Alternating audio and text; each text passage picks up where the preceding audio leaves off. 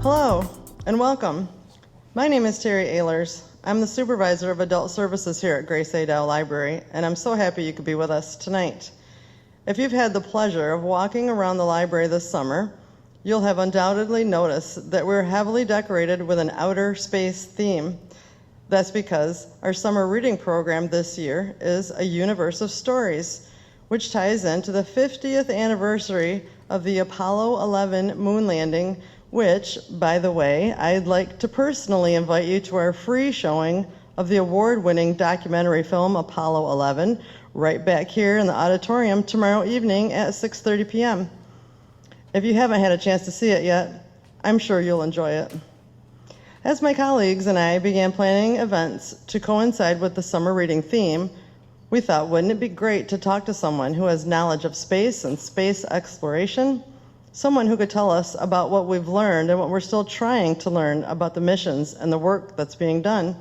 So we turned to NASA. We were excited to be contacted by NASA engineer Dale Force. Mr. Force, who just might have the coolest engineer name ever, is here with us tonight to regale us with the missions he's been a part of and interesting sidelights of his 36-year career with NASA. Please join me in welcoming NASA engineer Dale Force.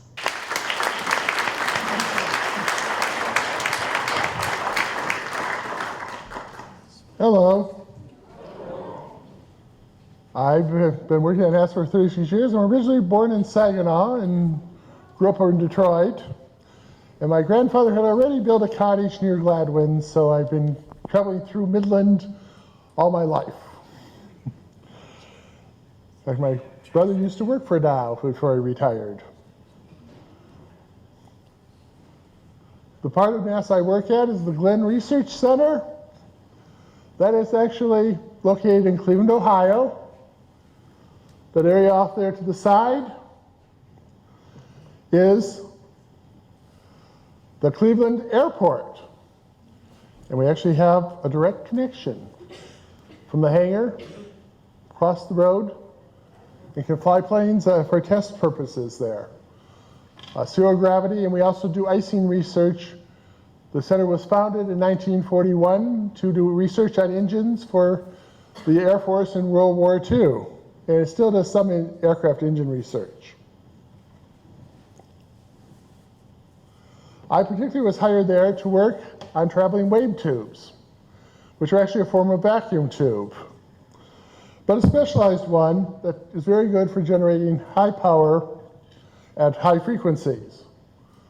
You have the cathode in the heater, it generates an electron beam, you put RF power in, and it comes out 20 to 100,000 times more powerful out. And the efficiencies can be over as high as 70%.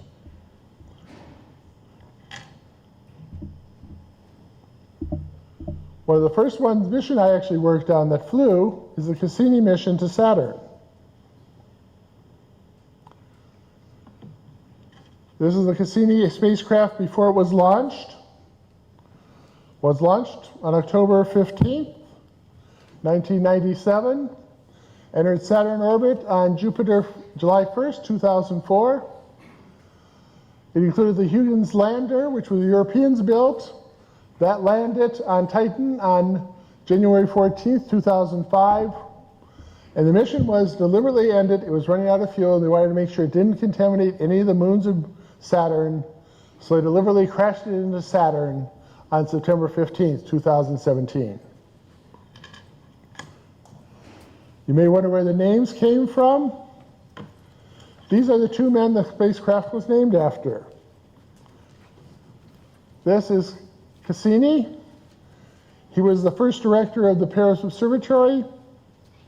He was succeeded by his son, who the astronomers know as Cassini II, who was succeeded by his son, who the astronomers know as Cassini III, who was succeeded by his son, who the astronomers know as Cassini IV. However, that was the time of the French Revolution. He barely escaped with his life when the terror ended before he did. So his son became a botanist. Christian Huygens was a Dutch astronomer and optician, improved the telescope, and developed the pendulum clock. He's the one that discovered the largest moon of Saturn. Cassini then added several more, plus the Cassini division of Saturn. One of the pictures that they assembled this is actually a composite of several ones, but it shows Cassini with some neighbors. The Earth and Moon are there, Mars is over there, and Venus is over there. That was sort of a tour de force. We'll show the planets too and have a fun thing there. This is the part that I particularly worked on, which was used in radio science. 32 gigahertz, which is very high microwave. It only produced 10 watts of power, but they wanted to do that for radio science. And they said, well, we would use a solid state power amplifier instead. We built that 25 years ago, and today you can get a solid state power amplifier that puts out half as much power, but uses more DC power in the process. Some of the science they did with that, they tested general relativity.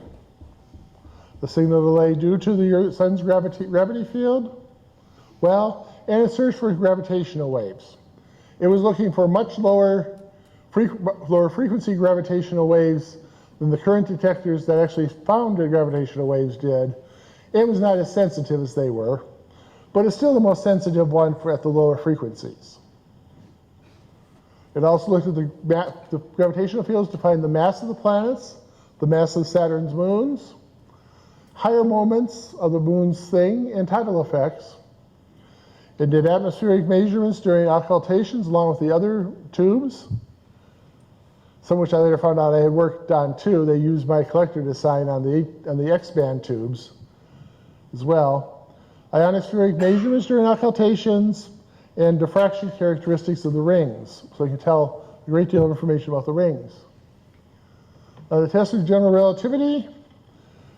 They confirmed the geodetic effect to within 0.002%, and found that gamma, which according to general relativity is 1, but some other theories say should be slightly different, differs from 1 by less than 140,000th.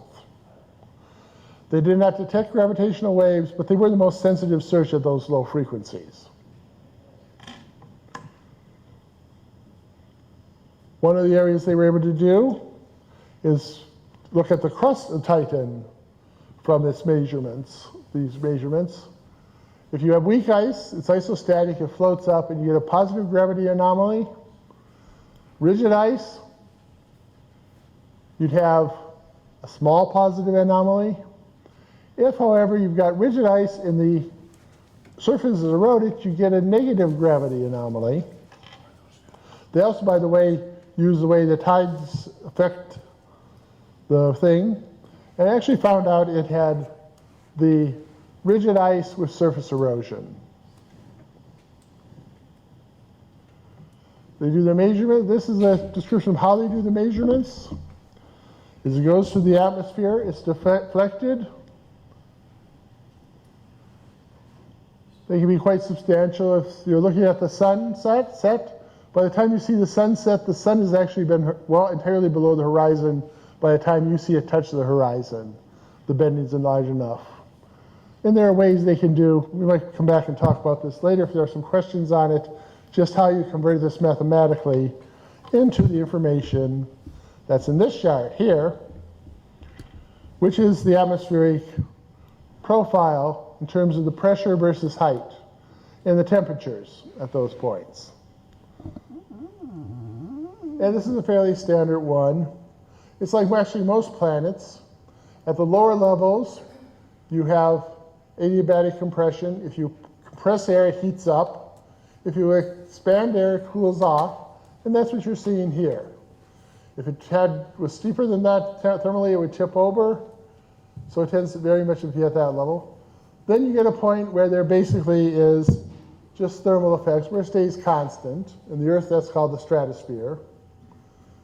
Then you get higher up, where the atmosphere gets very thin, and then you start seeing you're absorbing X-rays and ultraviolet radiations. It's not very easy to cool because it's very thin atmosphere, so it gets hotter. And that happens on Earth as well.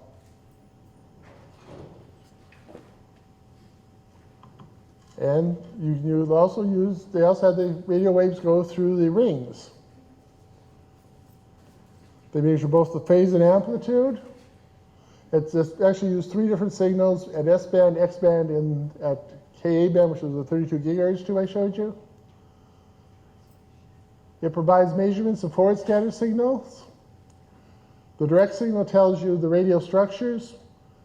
Gives some the size information distribution too by how well the various waves get through. If it's small particles, they scatter the X-band very well, the Ka-band, but the X and S-bands get through. Other sizes won't. And the indirect material they can measure gives you spectral brightening, gives you bulk motions in the amount of meteor-sized particles that are there. And this is an image computed by computers to tell you what that effects are. If it's the parts that are purple, the particles are more than 5 centimeters in size. That's about 2 inches. Blue, they're less than 2 inches. If you get into the green ones, they're less than 1 centimeter, which is a little under ½ an inch. White band is so dense the signals can't really get through. Only the S-band signal can manage to get through at all. The other two couldn't. So they can't really tell you anything about the size distribution. They just know there's a lot of stuff there.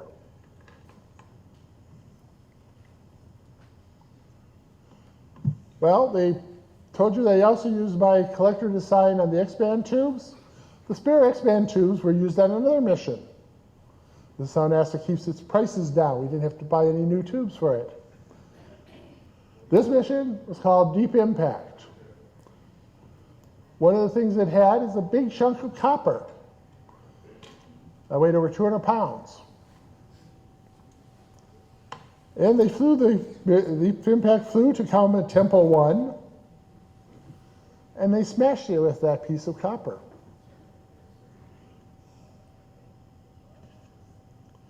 The Deep Impact had been launched on January 12, 2005, and the impact was NASA's 4th of July celebration. The impact was on July 4th, 2005. My family has a cottage near Gladwin. I was up there looking for the thing. I actually could see it. I know it from binoculars. I think I actually could tell with the naked eye that the comet had brightened, this bright spot had shown up that you couldn't see before without binoculars. Then you could see it even with your naked eye. And that's the farthest thing away that man has created that you could actually see with your own eyes.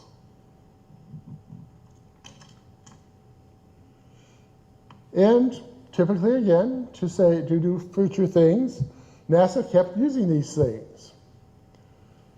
This is where they aimed for the impact beforehand and how it looked like. Here, when Deep Impact was going by, it had a part that was taking pictures and such. And then, later on, they had another mission that picked up stardust and sent a bunch of plates with the dust they collected from a comet's tail down to Earth. And then they had that stardust mission fly by Temple 1 and look at the difference. And they saw the impact crater, about 150 meteors wide. You get that big, something that big wouldn't create that big a crater on Earth, but it doesn't have near as much gravity or as solid impact on a comet. So there's much more. And another way of saving some money, they had Deep Impact fly by another comet, Hartley 2, and look at that. They also used it sort of as a cheap version of Kepler, which looked at stars, how they vary in brightness to try to detect planets. It had a good camera on Deep Impact, and it's just floating around between the stars. Between the planets. We'll have it look at those the same way, look at a constant field and send us images back. That mission did finally die on August 8th, 2013. The second flyby of the Stardust one was on February 15th, 2011. Next mission I was heavily involved with was the Lunar Reconnaissance Orbiter. This mission is still flying. It was launched on June 18th, 2009. Along with it, they flew another satellite to look for any, look what they could kick up. They had the third stage of the rocket, the second stage of the rocket, fly into a crater on the south pole of the moon that's in perpetual darkness. And Lacrosse, which is what they called it, it's a lunar crater. I forget exactly what the Lacrosse means for, but it flew right afterwards and flew right through the impact thing and then crashed into itself. As well, LRO took pictures, and a number of satellite places on Earth were looking to see what came up too. That was October 9th, 2009, and they did detect water. These are the tweeters from that, the traveling wave tubes, amplifiers. These are just the tubes themselves. They're actually rather smaller than the one on Cassini, even though they put out 4 times as much power. There have been some improvements in how to build them since the Cassini period. And this is one of the craters that LRO imaged. It doesn't have a name. They've taken low-resolution pictures of well over 90% of the moon and high-resolution pictures of a number of areas as well. So a lot of the things don't have to have, nobody ever given names to some of the things they take pictures of. I'm sure they have some number that they identify it by, but this is an impact crater, and whoops, I got the wrong one here. Basically, with the impact crater, it melted the rock that then flowed downstream on there. I would suspect probably from this direction on down there. And that was because the rock was melted by the crater, the impact was so strong. And they looked at the rays on some of the craters. The bright rays, and this is what it looks like. It's really loaded with boulders compared to the dark areas beside it.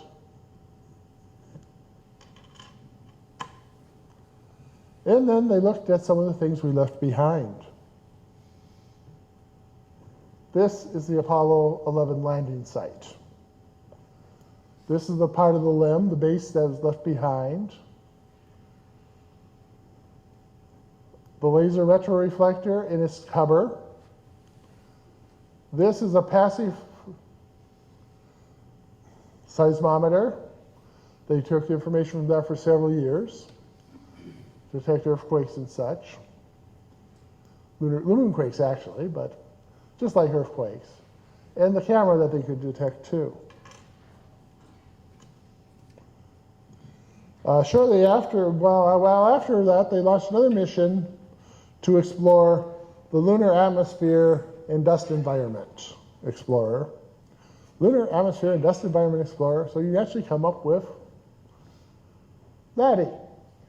And they had LRO take a photograph of it. And that, back in and out, you'll come see an artist image of what Laddie looked like. That's probably a picture taken on the ground.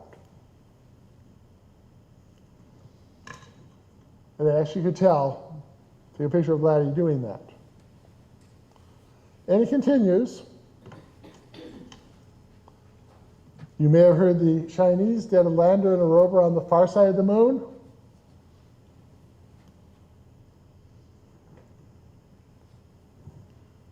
That's the lander and that's the rover. I've actually seen more than one picture from this, and they've seen you can see the rover has moved during the times. They also used the pictures to locate exactly where some of the Russian rovers that came in shortly after Apollo were, exactly because they have the retroreflectors on them too. And to get the best information on how the moon is being moved, and they're accurate to less than a centimeter, they have to know where the left-right reflector is to within a centimeter. So they did that to get better positions there. And more recently, still, this is where the Israeli lander crashed. They had a mix-up and the computer had some problems, so basically they had to shut down the rocket engines. So instead of, by the time they could turn them back on, it was too late to slow down. So hit the surface of the moon at a couple hundred miles an hour. So you just have an small impact crater. Going on from that, we actually used a spare tube we had built for LRO on the scan test bed. This was a research experiment to develop more advanced communications technologies. We've had this before. Shortly after I got there, we won an Emmy, a technical Emmy, for their work on the communications technology satellite in the 70s, which is quite a bit different than most. And at that time, they were just getting the contracts for the Advanced Communications Technology Satellite Explorer. So a lot of that work has been done at Glenn. And this one here, I believe actually the tube is over there. We were having a shortage of power, so we had to put it outside so we could connect up from a separate power source on the space station to the rest of the products, the rest of the test bed. And there it is after it was placed on the International Space Station.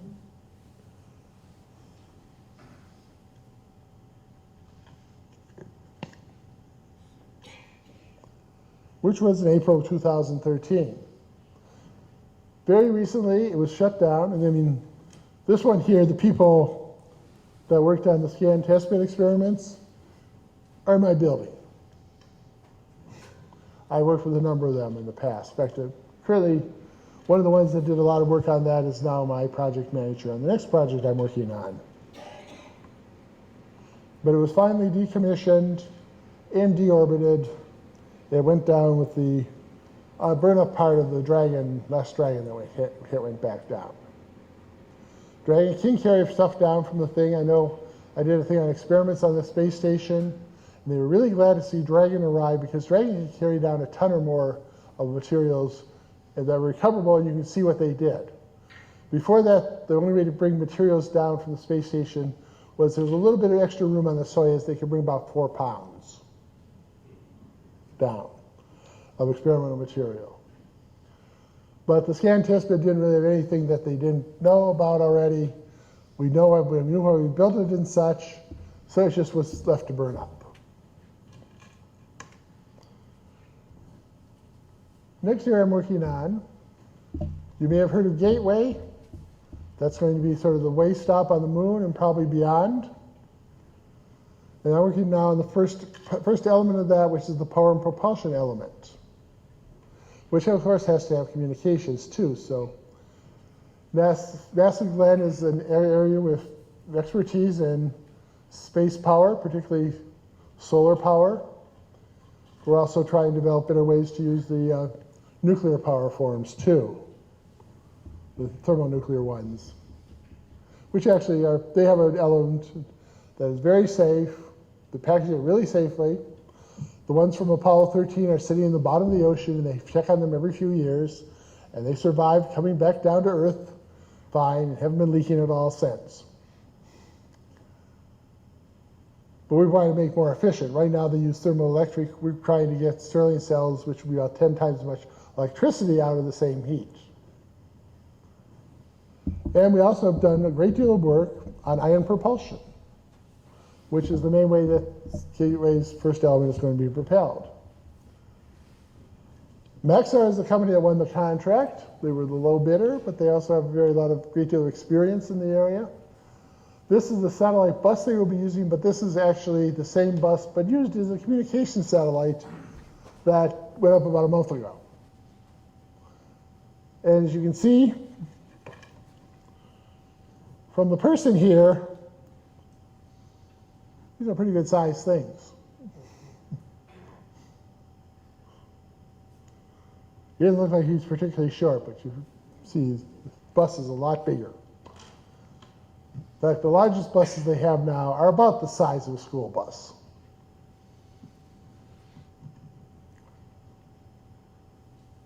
Thanks so much for coming out. Don't forget about the movie tomorrow.